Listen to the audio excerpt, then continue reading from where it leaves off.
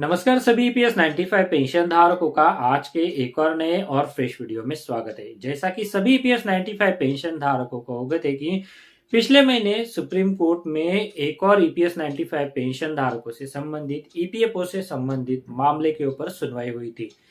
यह जो मामले थे तो वो दो मामले थे। इन मामलों के ऊपर जो सुप्रीम कोर्ट की बेंच द्वारा फैसला दिया गया था तो उसमें कहा गया था कि इन मामलों को भी सुप्रीम कोर्ट में जो ईपीएस 95 पेंशन धारकों से संबंधित उच्च पेंशन के मामले दाखिल है तो उन मामलों के साथ सुनवाई के लिए सूचीबद्ध किया जाए।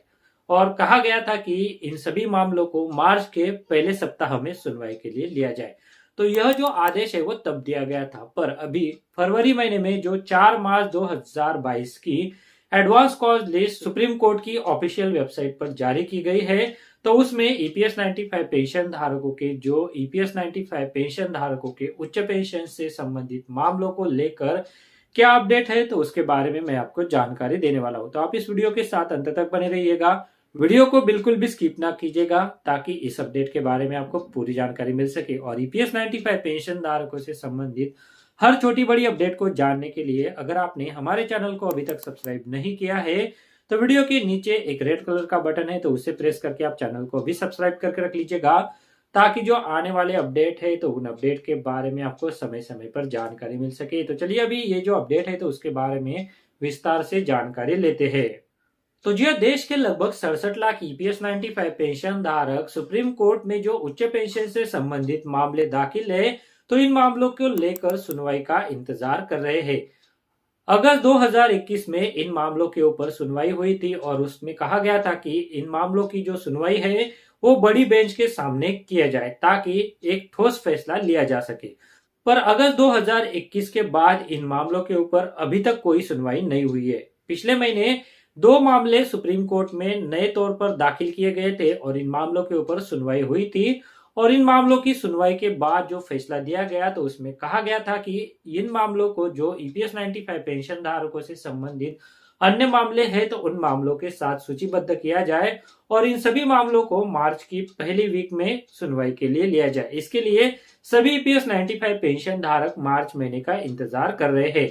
अब मार्च महीने की 4 तारीख की यहाँ पर सुप्रीम कोर्ट की जो ऑफिशियल वेबसाइट है तो उस पर एक कंप्यूटर जनरेटेड तिथि हमें दिखाई दी थी, यानी जो कंप्यूटर जनरेटेड तारीख थी तो वो 4 मार्च 2022 हमें वहां पर दिखाई दे रही थी। पर अभी 4 मार्च 2022 की जो एडवांस कॉज लिस्ट है तो वो जारी कर दी गई है।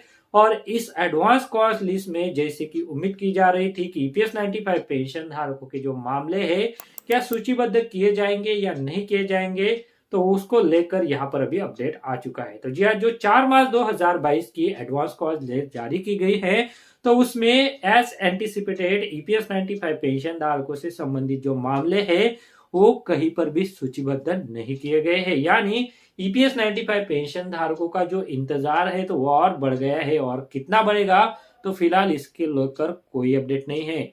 यहाँ पर 4 मार्च की जो उम्मीद की जा रही थी तो इसके लिए सभी ईपीएस 95 पेंशन धारक 4 मार्च का इंतजार कर रहे थे ताकि सुप्रीम कोर्ट में ईपीएस 95 पेंशन धारकों के जो मामले दाखिल है तो उन मामलों के ऊपर 4 मार्च 2022 को सुनवाई हो और कोई फैसला सुप्रीम कोर्ट की 3 जजों की बड़ी बेंच द्वारा ईपीएस 95 पेंशन धारकों के मामलों को लेकर दिया जाए। पर अभी 4 मार्च 2022 की जो एडवांस कॉज लिस्ट है वो जारी हो गई है और इनमें ईपीएस 95 पेंशन धारकों के ईपीएफओ से संबंधित जो मामले हैं तो इनको कहीं पर भी सूचीबद्ध नहीं किया गया है।